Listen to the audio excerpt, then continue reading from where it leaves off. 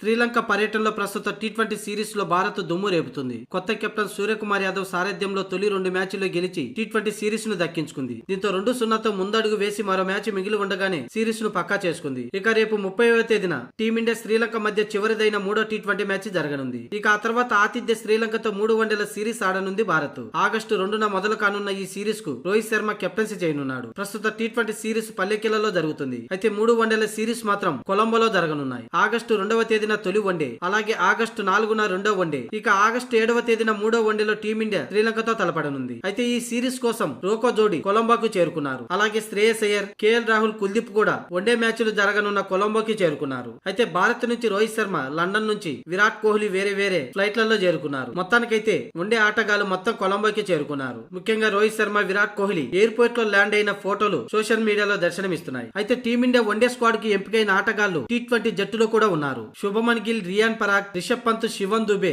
అలాగే Washington Sundar, Axar Patel, Mohammed Siraj, Arshdeep Singh, Khaleel అహ్మద్లు T20 చివరి match అయిపోయిన వెంటనే వన్డే జట్టులో చేరనున్నారు.